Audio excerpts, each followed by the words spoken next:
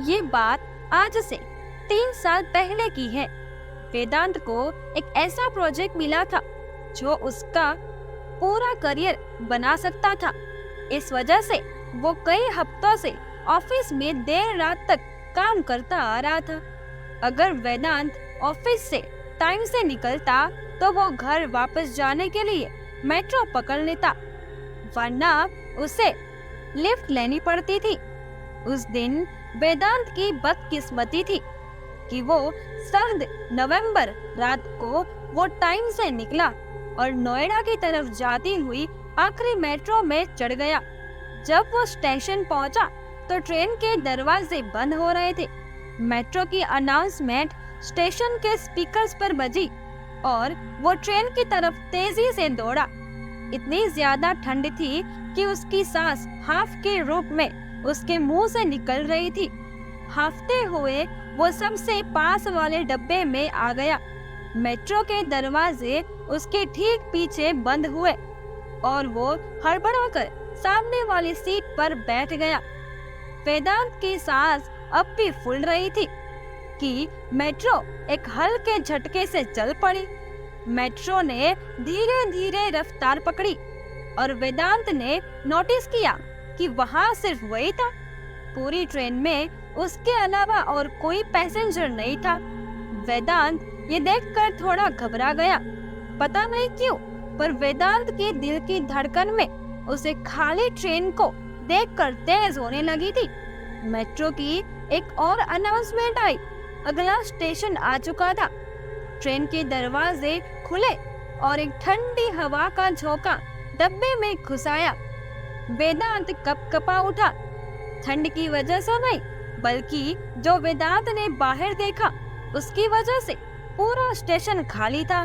एक आदमी के सिवा वो सामने एक लोहे की बेंच पर बैठा हुआ था। वो आधेड़ उम्र का था और उसने जीन्स और एक जैकेट पहनी हुई थी। उसकी पीठ इतनी नीली थी कि ऐसा लग रहा था कि उसकी रीढ़ की हड्डी की जगह कोई लोहे का सरिया हो। आंखें फाड़कर वो आदमी अपने सामने कहीं दूर देख रहा था, जैसे किसी ने उसको चौंका दिया हो। उसकी बड़ी बड़ी आंखें ही बहुत थी, वेदांत को डराने के लिए काफी थी। पर जो देखकर वेदांत की रूह कांप उठी वो थी उसकी मुस्कुराहट। एक कान से दूसरे कान तक खींची हुई एक बेजान मुस्कान। वो एक भयानक पुतले की तरह बिना हिला डुले बस वहीं बैठा हुआ था। ट्रेन उसके उस स्टेशन से निकलने तक वो आदमी वहां से बिल्कुल भी नहीं हिला, यहाँ तक कि उसने अपनी पलकें तक नहीं झपकाई। वेदांत की सांस में सांस आई और वेदांत ने अपना सिर हिलाया और खुद पर हंसने लगा और सोचा कि ये कोई डरने की बात नहीं थी, शायद शराब पी के बैठा हुआ होगा। वेदांत सोच ही रहा था कि मेट्रो का अगला स्टेशन आ गया। स्पीकर्स अनाउंसमेंट में आई और स्टेशन की लाइट दिखने लगी। ट्रेन प्लेटफॉर्म पर रुकी, दरवाजे खुले और इस बार तो वेदांत के होश उड़ गए। वो बूढ़ा आदमी वेदांत के ठीक सामने फिर से उसी बेंच पर बैठा हुआ था। वही मुस्कान, वही बड़ी बड़ी आंखें लिए। ऐसा कैसे हो सकता था? वो अगले स्टेशन पर इतनी जल्दी कैसे पहुंच सकता था? स्पीकर से फिर एक अनाउंसमेंट हुई, पर वेदांत का उस पर कोई ध्यान ही नहीं था, क्योंकि उसी वक्त उस आदमी की आंखें और वेदांत की आंखों से मिली। वेदांत का दिल उसकी छाती पर हथौड़े की तरह बजने लगा। ट्रेन के दरवाजे बंद होते होते लगभग एक अरसा बीत गया।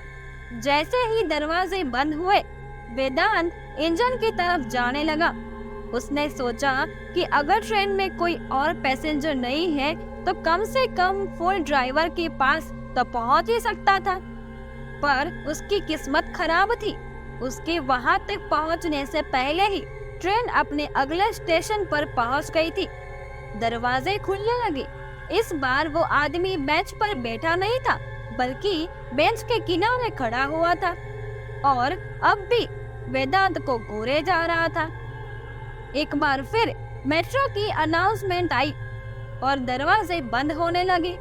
इस बार वेदांत अगले स्टेशन से पहले ड्राइवर के कंपार्टमेंट तक पहुंच गया और लोहे की उस दीवार पर जोर से अपने हाथ मारने लगा।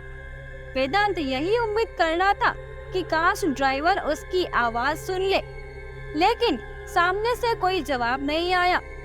इतने में फिर अगला स्टेशन आ गया। दरवाजे खुले, उस प्लेटफॉर्म की लाइट धीमी थी। पूरी दिल्ली कोहरे से ढकी हुई थी। इस बार वो आदमी वेदांत को कहीं नहीं दिखा, लेकिन फिर अचानक वो अंधेरे में रोशनी की तरफ आया और वेदांत की नजर उस पर गई।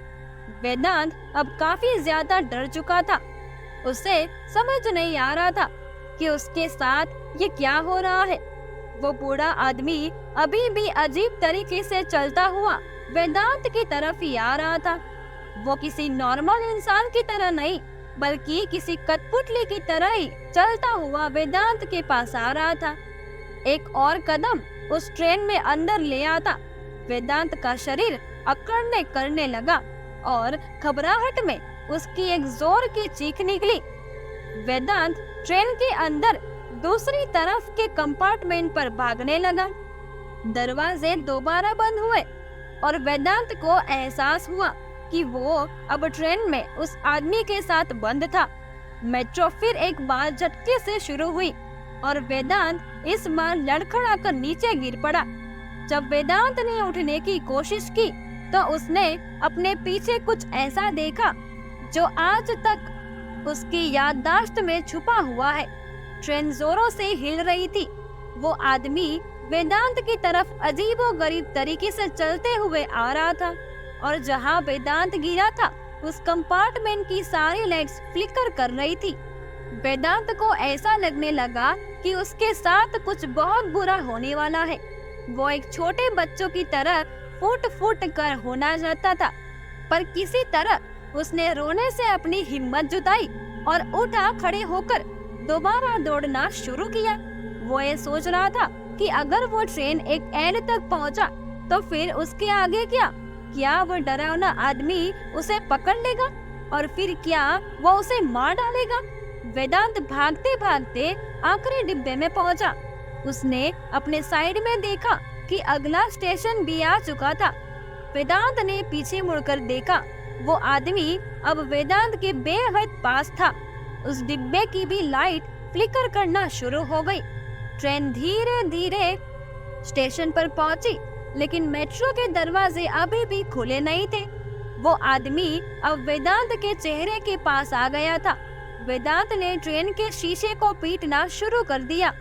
उस आदमी ने वेदांत का चेहरा पकड़ लिया और एक बार फिर से वो भयानक मुस्कान उसके चेहरे पर वापस आ गई।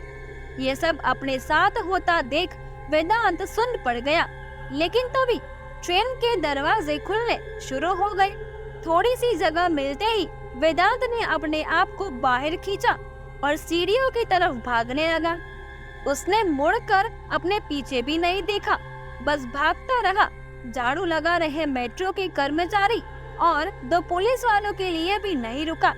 तभी रुका जब बाहर धुंध से लिपटी हुई सड़क पर आ पहुंचा। जब उसके फेफड़ों में सांस आई तो वेदांत ने आखिरी बार ऊपर मेट्रो स्टेशन की तरफ देखा।